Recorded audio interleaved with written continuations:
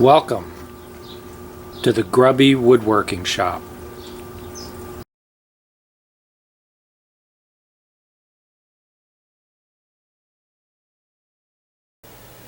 One of the most important skills for the grubby woodworker to master is the ability to repair his mistakes. Because if you're not making mistakes, you're not really trying. So, let's talk about, for starters, how to repair grubby dovetails.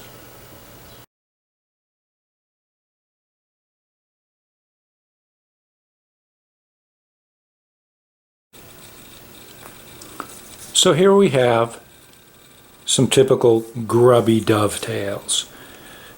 Now structurally it's probably adequate for strength, but you can see here this gap here and this gap here, a little bit of a gap here around the corners here. This dovetail has yet to be planed out, and when it's cleaned up it'll look better, but there's a really easy way to fix these problems.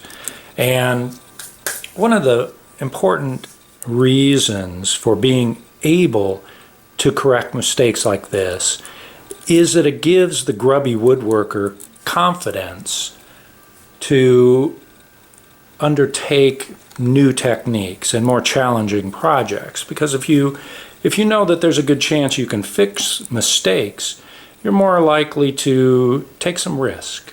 So let's see how we go about doing this. The secret to repairing grubby dovetails like this is veneer. Now you use for this process veneer of the same wood that your dovetails are made of. This is a red oak, and so we have some red oak veneer.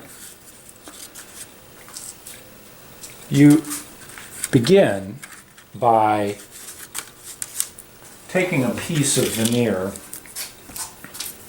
and making sure that it will actually fit in these crevices, because what we're going to do is take these pieces of veneer and glue them in to these gaps here.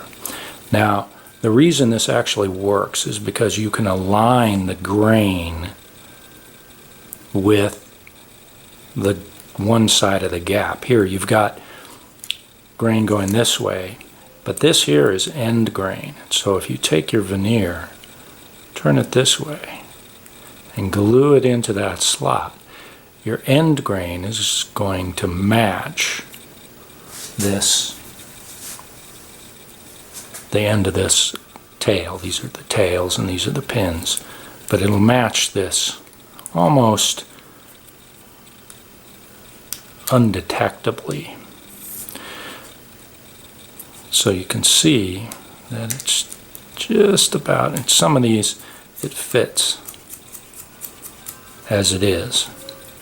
In some of these it's just not quite gonna fit. So there's a way to deal with that as well. But let's start by preparing the pieces.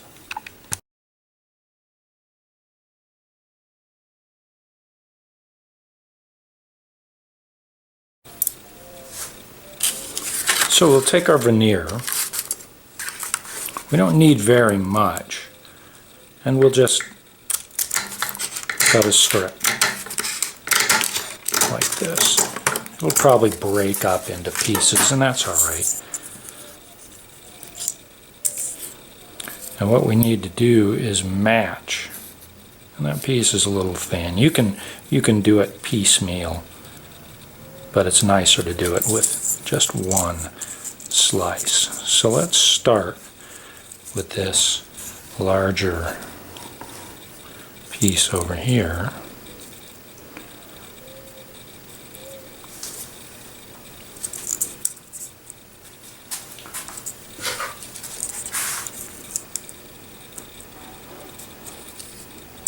And we will just split it off.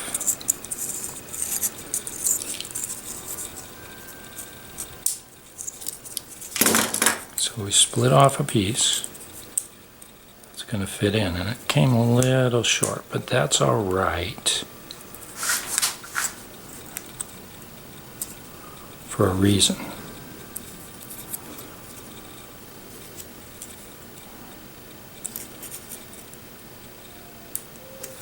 Which you will now see.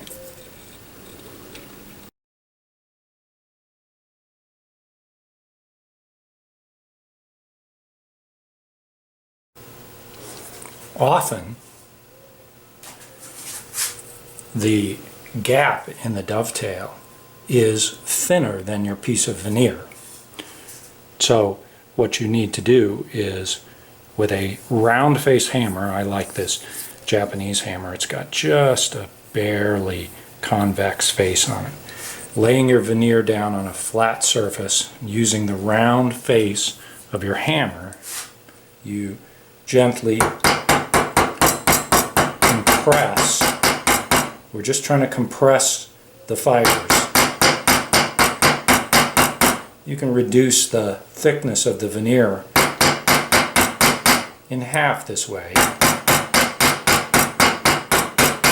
Now typically you're not going very far in to the wood, and so you don't need more than maybe 1/4 of an inch flattened out.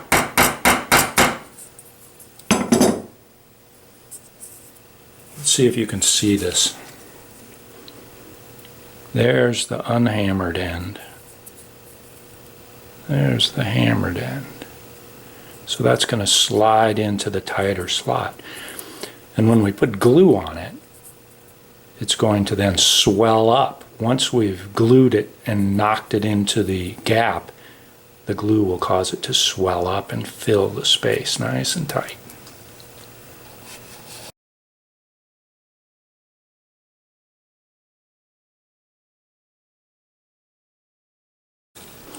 So here we are back at our grubby dovetail, and this now fits.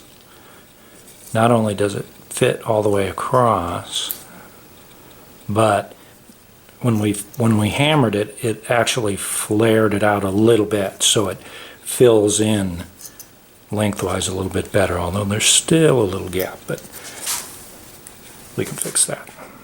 So now, glue.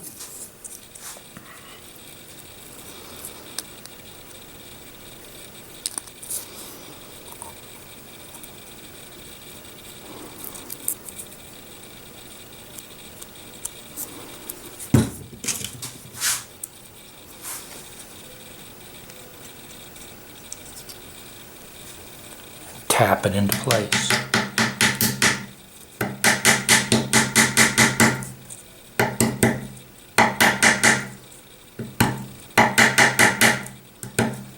Doesn't have to go in very far.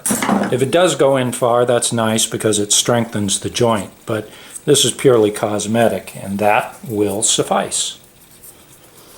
Now as the glue soaks in, it will swell the fibers, fill in the gap. So we'll go ahead and do that with the rest of these.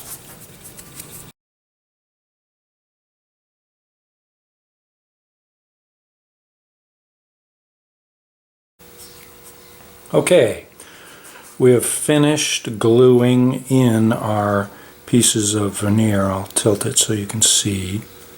And the glue is dry. So now we need to remove the excess.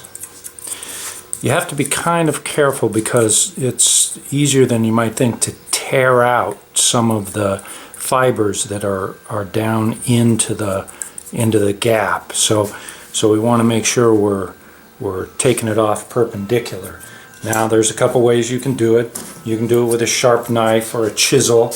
I'm just going to take the scissors and slice across the large parts of this. The goal is to get the debris right down to the surface of the wood so nothing is sticking out. So that's just to get some of it out of the way. And then my preferred method is to use a saw like this, that is, it's a saw with no set. It's made to cut off dowels and such and tenons on the surface of the wood without scratching the wood. So we'll use this to saw away the excess.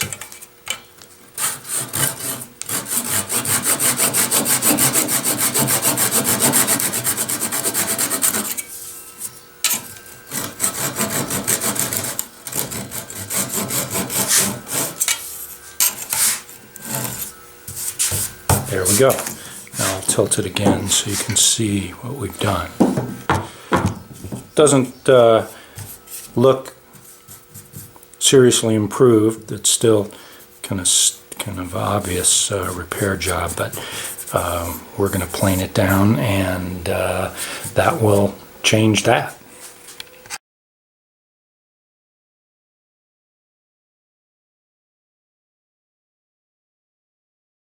Okay, now let's put some finishing touches on here with our Bailey style hand plane. This is actually a Keen Cutter K4, which is, at the time, was made by Stanley, and it was made in the Stanley Bedrock style. I won't go into it now, but the way the frog here mates with the frame is considered to be particularly beneficial to the stability of the whole operation. But we'll talk about planes another time. So let's see what happens now.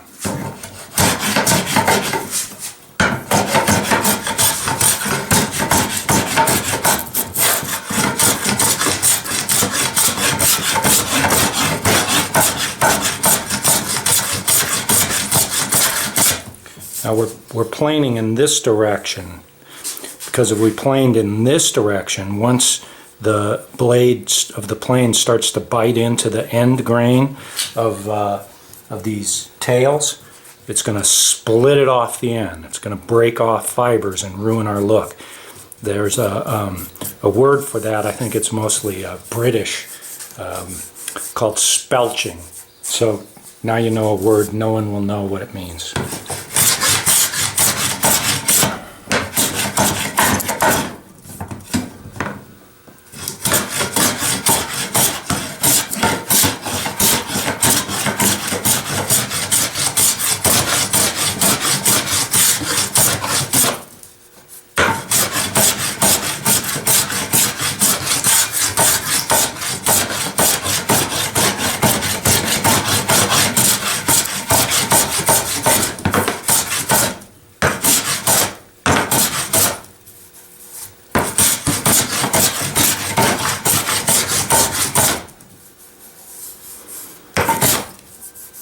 There you go. That's now plain smooth, and I defy you to identify where those gaps were. Let's get real close and you can take a look.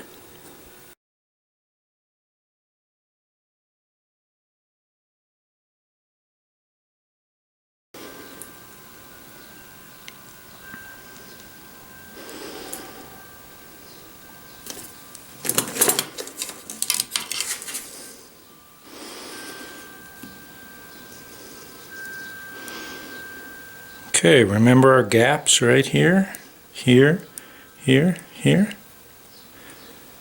You can see it if I point it out. There's, you can see there's ever so slightly detectable gradient of grain between the veneer and the tail. But if I didn't point it out to you, you're not going to see it. And it's going to be even less obvious when we get a finish on here. I'll probably put linseed oil on here, and those are going to be undetectable. So there you have it. That's the most useful method for repairing dovetails. Far superior and more sophisticated than some kind of wood putty. Although I did choose the easiest repair on a dovetail. The more difficult repairs involve trying to place the veneer lengthwise to match the grain, or if you have a mitered dovetail, trying to fix a loose miter. That'll never look right because you can never get veneer to match the 45-degree grain of either side of the miter, so it's always going to be somewhat apparent, but it can still be a dramatic improvement if there's a significant gap in your miter. So there you have it, making grubby dovetails, a little less grubby using veneer.